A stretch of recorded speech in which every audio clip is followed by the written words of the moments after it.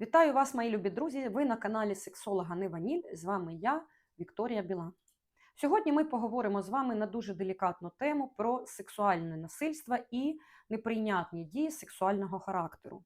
Війна принесла багато болю, в тому числі використовує ворог сексуальне насильство як зброю проти мирного населення. І я вам дам декілька порад, якщо ви опинилися в небезпечній ситуації. Тіло кожної людини – це унікальна територія, на яку не має права ніхто входити. Я сподіваюся, що це не треба пояснювати, і треба зрозуміти суспільству, що насильство – це не норма.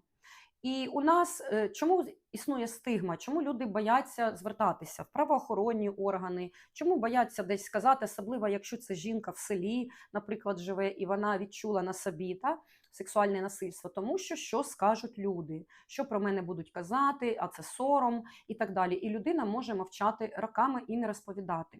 Чому важливо про це говорити? Тому що існує таке поняття, як victim blaming. Що це таке? Це коли жертва звинувачується, що вона сама винна в насильстві. Наприклад, ці відомі погані крилаті фрази, що сучка не захоче, кабель не вскоче, або сама винна, ти була якось не так одягнена, або ти випила, або ти йшла не в такій спідниці і так далі, і так далі. Тобто цих всяких фраз ви можете знайти багато, або потерпи, навіть якщо чоловік, це ж твій оцей обов'язок подружній. Отакі всі фразочки, вони роблять що? Вони роблять погано вам, вони роблять погано вашим дітям, тому що суспільство починає думати, що це норма, що винна сама жертва, або дитина боїться потім розказати, що трапилось насильство, або підліток, і в мене є в практиці і чоловіки, і жінки, які були зґвалтовані в молодому віці. Тобто це був. І також різні ситуації, різні кейси, про що ми можемо говорити відкрито і в суспільстві, і на публіку, що насильство – це не норма, непристойні доторки – це не норма. Якщо ви їдете в транспорті і якісь чоловіки зазвичай це фратеристи, які труться в вас, і це часто в Японії буває, і в таких от переповнених мегаполісах, коли чоловік підходить і починає об вас тертися геніталіями. Це завжди неприємно, це викликає шок, і дівчина починає лякатися, тому що губиться, не знає, як діяти в такій ситуації. Або ж людина виходить, відкриває отак плащ і показує вам, що там в парку, наприклад, або на морозі, як один мені показував, і я йому казала, що ти зараз відморозиш собі. Моя донька вже не злякалась, сказала, добіжи йому, дай візитівку, що ти сексолог. Це все було в минулому, можливо, зараз це проявляється в тому, що вам шлють оголене фото. Якщо вам шлють фото без вашого дозволу, і це не секстінг, і ви це не узгоджували, і вам прислали дікпік, або вам прислали ще щось, якусь частину тіла, то знаєте, це також вторгнення у ваші кордони, і також це сексуальне насильство. Тобто у нас чомусь вважається, що тільки пенетрація є сексуальним насильством, тобто входження, простими словами. Тобто, дивіться, можна це використовують і різні предмети, і вещення неповнолітніх, і грумінг, і про все це я розповідаю в моєму відео про файли Епштейна, подивіться уважно, і також це буде корисно і дітям, і підліткам, і батькам. Я там розказую, як не потрапити в тенета педофіла.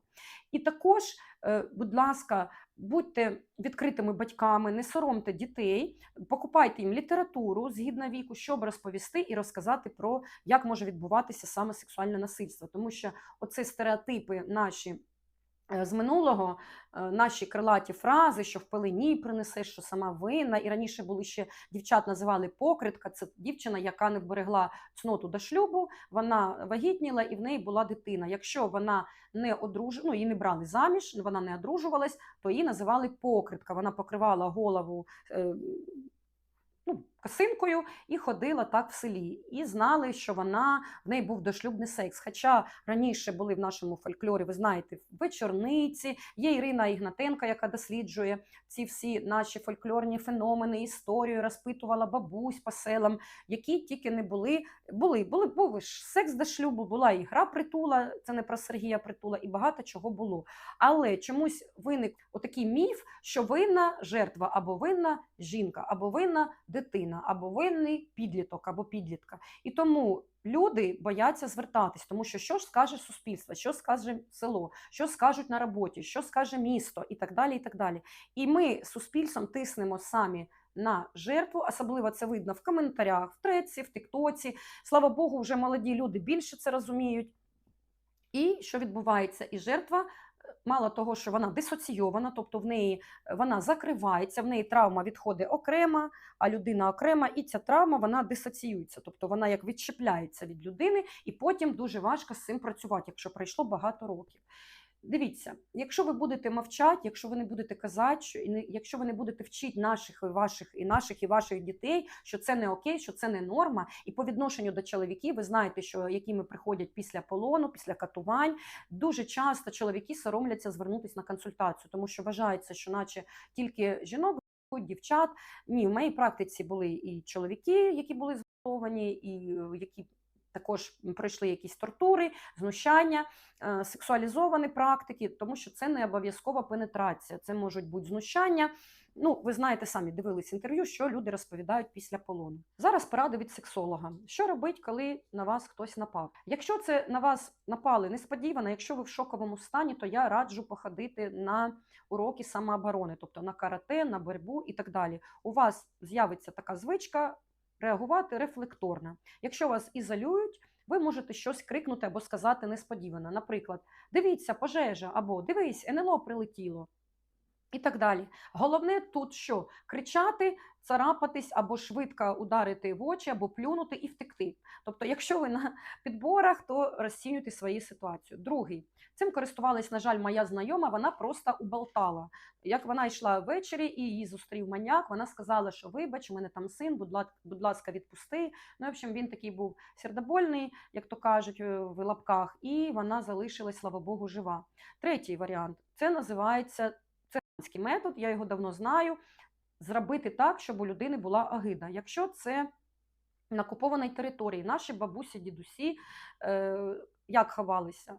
І хлопчики, і підлітки від окупантів. Вони, наприклад, били себе кропивою по руках, там, по щоках, щоб показати, що в них якась хвороба. Да?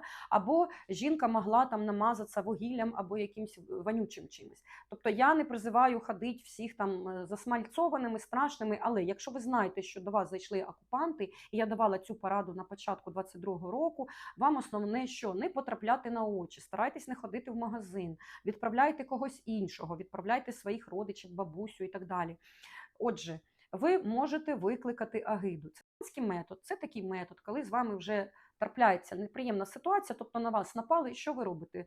Берете 2 пальця в рот і починаєте блювати. Або можна упісятись, можна укакатись, тобто робіть усе, щоб нападнику було неприємно. Можна сказати, почати кашляти, що у вас туберкульоз. Це також може діяти. Або такі, що у вас венерична хвороба, або у вас місячні. Є навіть зараз такі календарики, коли ви їх відкриваєте з місячними, і там можна нажати кнопку СОС. Але ж головне, що ви були на підконтрольній Україні території. І сразу вас з'єднують з поліцією. Тобто на той виклик приїжджають, як 911 за кордоном. Тобто ви тільки зняли слухавку, взяли і вже знають вашу адресу, куди висилати вам наряд поліції, яка вам допоможе.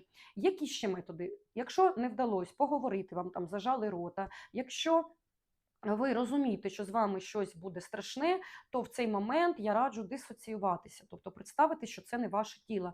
Ну, це саме такий страшний такий момент, про який би не дуже хотілося розповідати, але ж все ж таки розумійте, що уникнути насильства інколи неможливо. Ну, неможливо, і карати себе за це не треба. Ви ні в чому не винні, соромитись, і провина – це дуже для вас буде погано, і старайтеся зробити так, щоб просто залишитись неушкодженою. Також хотіла ж прокоментувати закони, які нещодавно сказали вже Гудева і Стрец, хочуть вести. Перший, що буде аморальна поведінка, тобто після розлучення колишній чоловік може піти до суду і змусити тебе змінити прізвище. Якщо він вирішить, що ти поводилась негідно. Негідно це як? Я вас питаю, наші дорогі, любі Верховна Рада. Якщо зараз я оділа рубашку і, наприклад, я сиджу так в камеру, і у мене губи нафарбовані. Це я погодилась негідно, або я послала вам повітряний поцілуйчик. Це також негідно. Це я також порушила закон. Тобто, де тут рамки того, що гідно і що не гідно? До речі, хто буде тоді визначати, якщо чоловік повів себе негідно і зрадив? Давайте тоді вже повернемось в часи і будемо забивати камінням чоловіків, а не жінок, за те, що вони зраджують. Далі, примусове примирення. Якщо є діти і ти хочеш розлучитись, суд зобов'язує дати час на примирення. За кордоном це називається такий термін separated. I'm not divorced, кажуть, я separated. І інколи ця сепарація триває за кордоном роками. Це Італія, це Швейцарія, це Ірландія. Знаючи наші реалії, наскільки в нас жінка залежна від чоловіка, від роботи, від фінансів, то я можу уявити, якщо ця жінка навіть пережила насилля, стаття 15-13, то насильник або аб'юзер, або це співзалежні стосунки, може просити право дати оцей separation період. І що? І ми тоді не будемо знати, що з жінкою буде і з дітьми, може переслідувати і бути сталкером. Тобто тут знову такий нюанс. Подумайте, любі мої депутати, що ви там вживаєте. Штрафи за скасоване весілля. Якщо після заручин ти передумала виходити заміж, то жених, наречений може подати в суд і попросити грошову компенсацію. Стаття 1488. Далі, аліменти. Якщо батько не платив аліменти роками, тепер можна отримати борг максимум за 1 рік назад. Раніше можна було за 10. Тепер нас очікують просто тисячі жінок, матерів-одиначок, в яких чоловіки могли втекти за кордон, які могли не платити роками, які могли скривати свої доходи і казати, що вони працюють за мінімалку, що в них нічого немає, там на ньому, на дружині, на тещі записано 10 машин. Всі ми знаємо ці скандали з квартирами, з машинами і так далі, як відмиваються в державі кошти. То, вибачте мене, давайте ми тоді всіх дітей цих дружно приведемо до вас в Верховну Раду, і ви будете їх забезпечувати за свою зарплату депутатів. От такий я пропоную як сексолог законопроєкт. Я думаю, що за це проголосують люди наші і будуть задоволені, особливо жінки. Ще мене напрягало дуже часто, що якщо можна кнопкою просто нажати, прийняти закон, що жінка не вимушена вона йти в ті служби, вибивати ті гроші з аліменщика. Чому не просто прийняти закон, коли батько має бігати і сплачувати аліменти? Ну, не жінка має з малою або з дорослою дитиною ходити в виконавчу службу і шукати того аліменщика. Це зараз держава має робити, і також держава має шукати, що там в нього є, по яким банкам, по яким офшорам, по яким кредитним там по податкам в нього, по яким квартирам і машинам. Це також легко прийняти. Далі, ЕКО і інші способи завагітнити. Тільки якщо є медичні показання, тобто власного бажання жінки або жінок недостатньо. І це погано, тому що жінка може не виходити в неї, там півроку пройшло, а по закону там скільки, там більше року треба, щоб пройшло, і щоб жінка була за медичними показаннями безплідна. Тобто, якщо не виходить і я хочу, у мене стоїть заборона. Да? Ну, я маю на увазі заборона в тому числі, що держава не спонсорує, хоча раніше можна було звернутися за своїм бажанням. Ось такі у нас чудові в лапках закони. Я не знаю, хто їх пише. Мене таке враження, що це вже не перша спроба. Спочатку був закон про 14-річних, всі погуділи, підняли навки. Таке враження, що просто нас відволікають від чогось важливого. То був закон про НАБУ, потім було про розлучення, про весілля з неповнолітніми, не комунікації ніякої. І ось виходить, що в нас люди там сидять, вибачте, не дуже компетентні.